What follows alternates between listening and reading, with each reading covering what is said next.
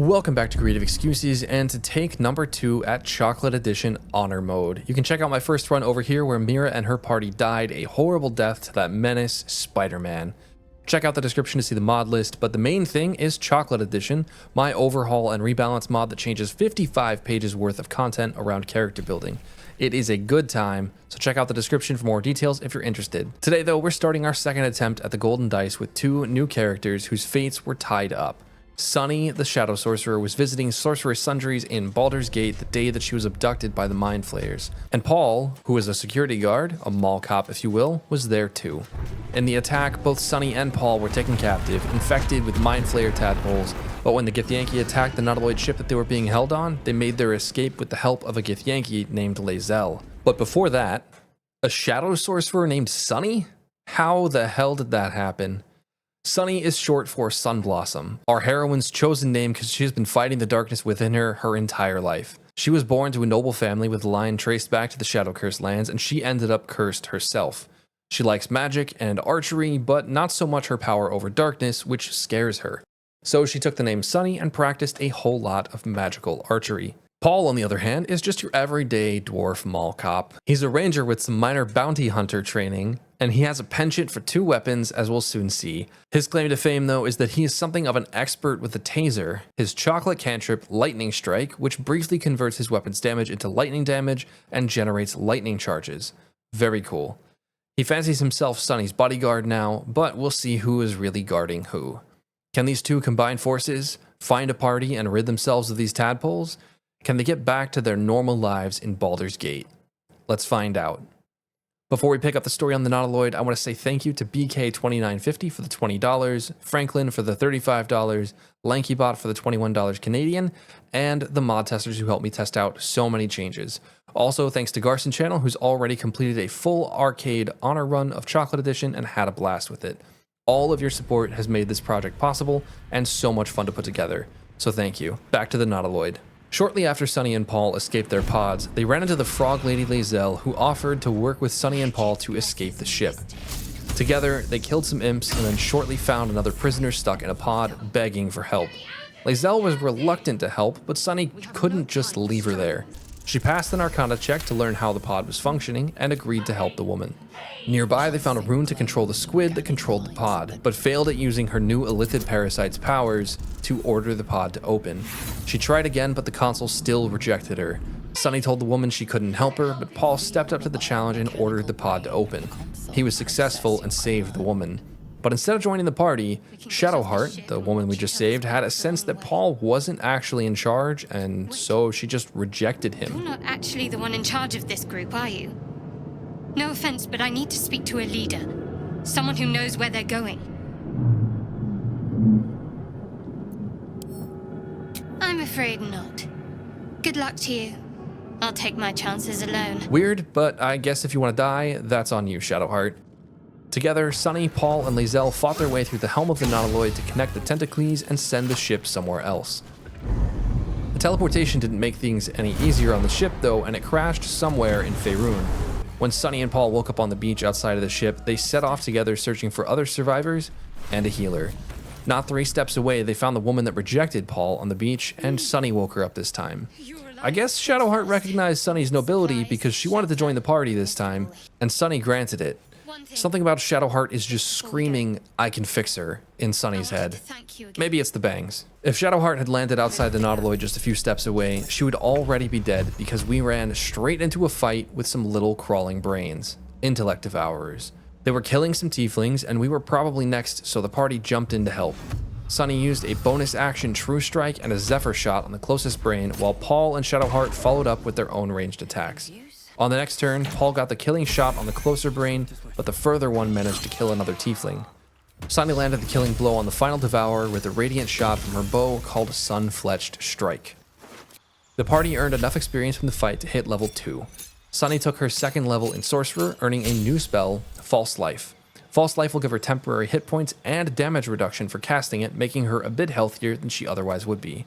She also learned 2 new meta magics, Extended Spell and Twin Spell. These are main Sorcerer class features. Extended will let her True Strikes and Blade Wards last longer and thus be more useful, while Twin Strike will let her fire off 2 Zephyr shots or 2 Sunfledge strikes, which will be very powerful. For her level 2 feat, Sunny took something based on her past.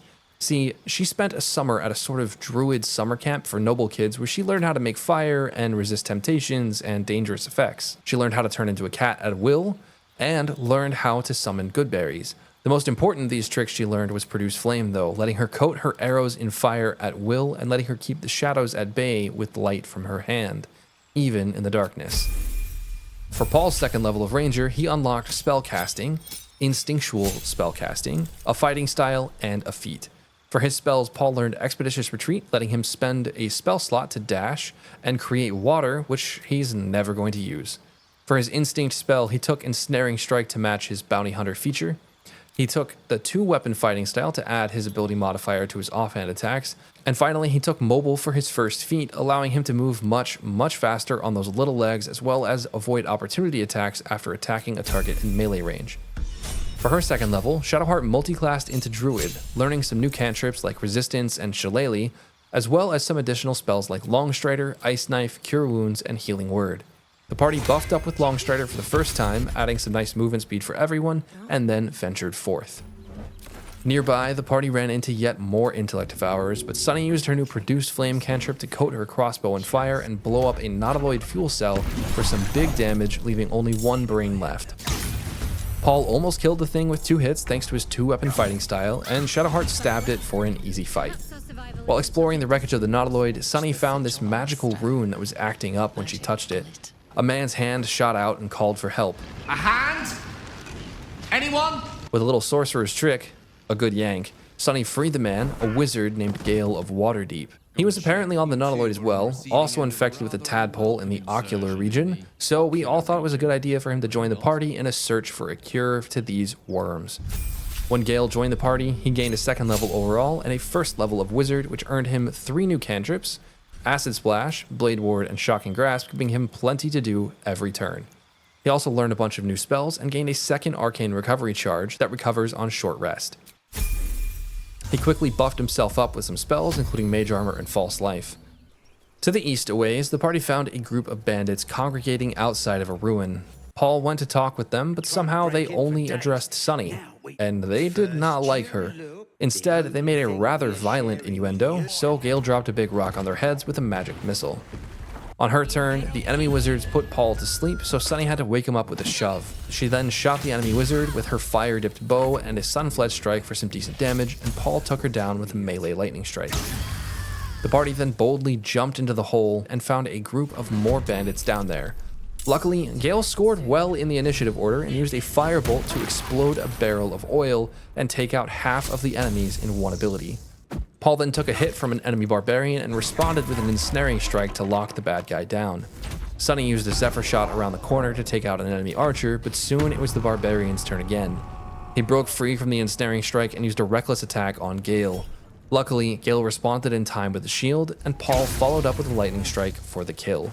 Shadowheart then finished up the fight by hitting a Sacred Flame. Deeper into the ruin, the party found themselves in a fight with some undead over some button that Sunny pushed. It was like pushing the button turned on the animatronic skeletons or something. Anyway, the fight was a simple matter of cantrips, and more cantrips.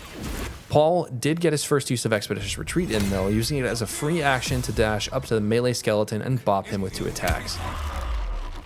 On most of Gale's turns, he used Acid Splash to deal some decent damage because it has 0 chance to miss. Acid Splash doesn't have a saving throw and doesn't have an attack roll. It just does damage. Not much of it, but it still just does it. After the fight, the party looked through the room behind the hidden door that the button opened and found a nice skeleton. Nice skeleton? Who talked way too slow. This skeleton, named Withers, told us he would see us again soon, and for some reason, that wasn't threatening? Farewell. Outside of the ruins, the party took a casual long rest before exploring further. Gale told us to Go to hell. and so we chatted with Gale and Shadowheart about the plans going forward. Shadowheart was a little suspicious though, and Sunny called her out for trying to stir the pot. No need for that, we're trying to get rid of these worms. After a night's rest, the companions began the day with a buff party using a lot of their fresh spell slots. Longstrider, Produce Flame, Mage Armor, False Life, Good Berries, and whatever else everyone could think of before setting off for an adventuring day. While digging up a treasure chest, Sunny and Paul heard and discussed checking out some shouting. I hear shouting up ahead. We should check it out. When they got to the source, they found themselves in a fight outside of a large camp. Gale threw a firebolt that hit and Shocking Grasp that missed, but Paul came through and killed a goblin on the high ground with a lightning strike and an offhand attack. On Sunny's turn, she performed her ritual weapon dip and then used a twinned Sunfletch strike to miss one target and light up another one which some cheesy hero type took out with a bad spell afterwards. The next round, Gale started showing the power of Acid Splash by hitting 3 enemies at once with guaranteed damage. Sunny took out a goblin with another radiant shot, and by then, the battle looked sealed. Shadowheart confirmed that with a critical hit Sacred Flame to kill a goblin, and with only 3 enemies left, the party and green frames from the camp cleared out the remaining goblins. Unfortunately, we did lose one green guy, a woman named Ramira, who got pretty stoned in the fight. Inside the gate, the party found a grove of druids and refugees. We chatted with the merchant who pointed us to the healer Nettie deeper into the grove. We sold some loot and picked up a nice longbow that can regenerate spell slots on critical hits, and which is more Sunny's style than a crossbow or goblin shortbow. Rather nobly, we agreed to save a young girl from an overzealous enforcement of the grove's no stealing idols being used for xenophobic rituals policy. We managed to convince Kaga, the leader of the grove, with a little inspiration to release the kid. During the conversation, Shadowheart appeared to be in pain and explained that she has some hand disease that glows purple and has absolutely nothing to do with the tadpoles, and it probably isn't contagious. Gale also told us that he too has a disease that requires him to eat magical artifacts. This is one weird group of people. We really do need that healer. Before looking for the healer though, we chatted with Wrath and Kaga. Kaga told us that she was the root of the Rite of Thorns, meant to cast out the refugees. We were a little suspicious of her, so we decided to investigate Kaga. She seems sketchy, and this rite reeks of the same darkness that Sunny finds in herself. Finishing the conversation with Kaga granted enough experience to hit level 3. Sunny unlocked new shadowy powers, the ability to cast darkness with a spell slot, and the ability to cast darkness with sorcery points. These powers scare her though, so she is unlikely to ever make use of them. She did learn a new spell though, up to a level 2 spell. However, she learned Shield instead to help keep her a bit more defensive for the time being. Finally, she took Quicken Spell as a new meta magic, allowing her to cast a spell as a bonus action for a bunch of sorcery points. Very useful in a pinch. Paul hit level 3 in Ranger and acquired his subclass, becoming a Hunter Ranger. For his prey passive, he took Colossus Slayer, adding 1d8 damage to a weapon attack once per turn, which will make his per turn damage incredible. Shadowheart also hit level 2 in Druid, earning her subclass as well, Circle of Stars. She's got a thing for the nighttime, I guess?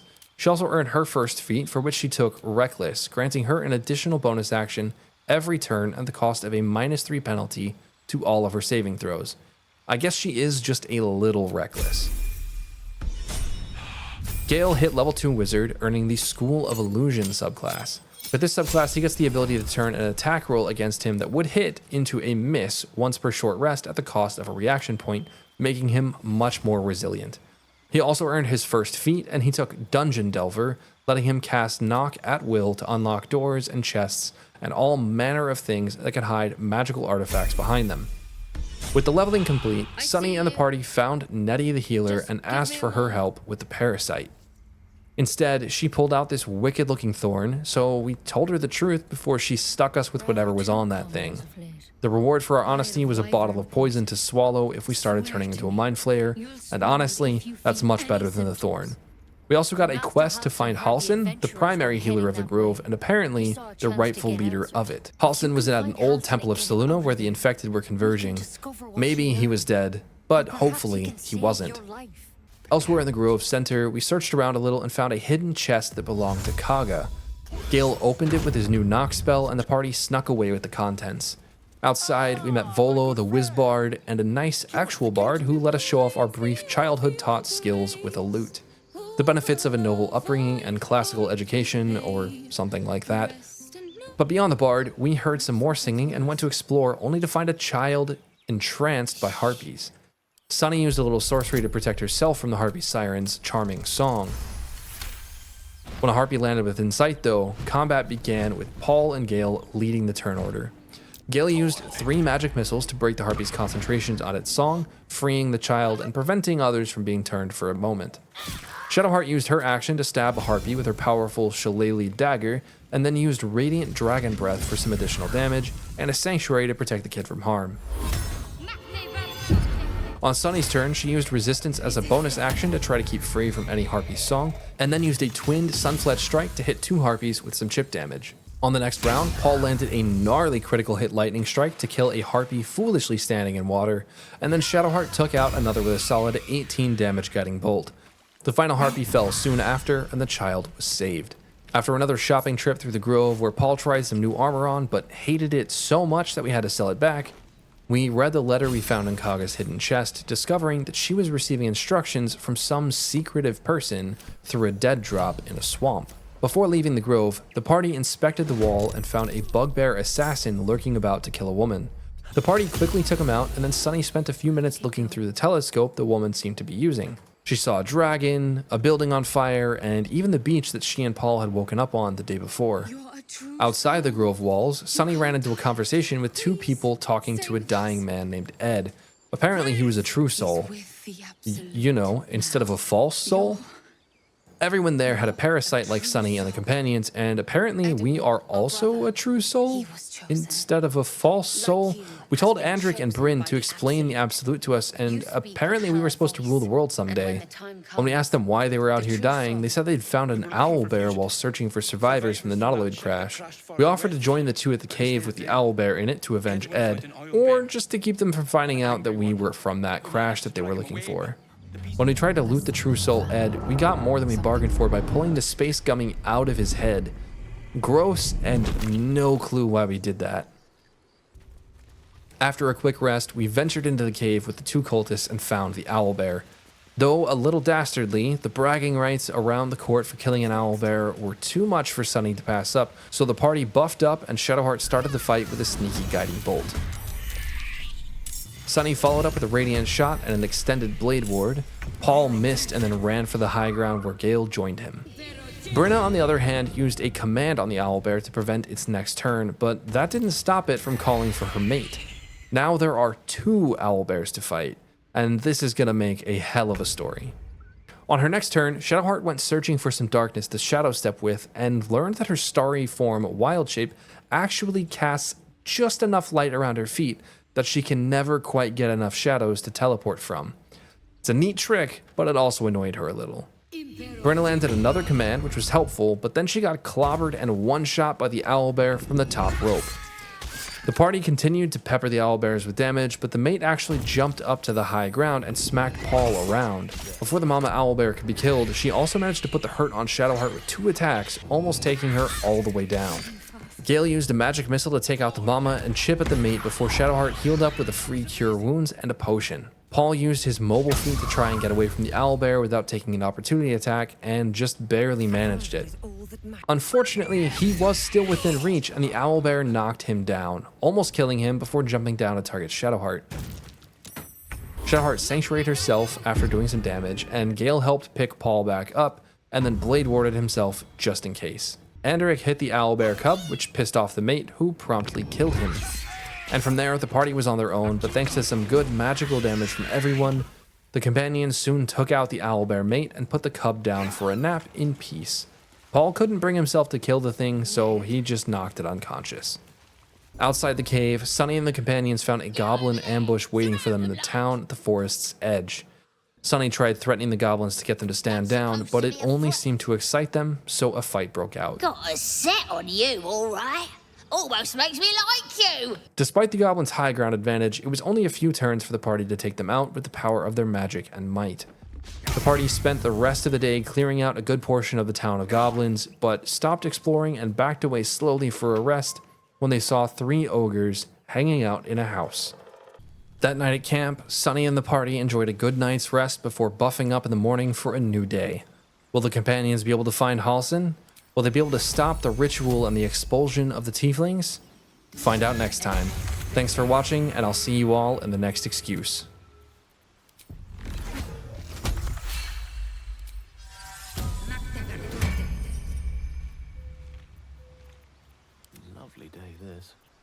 now.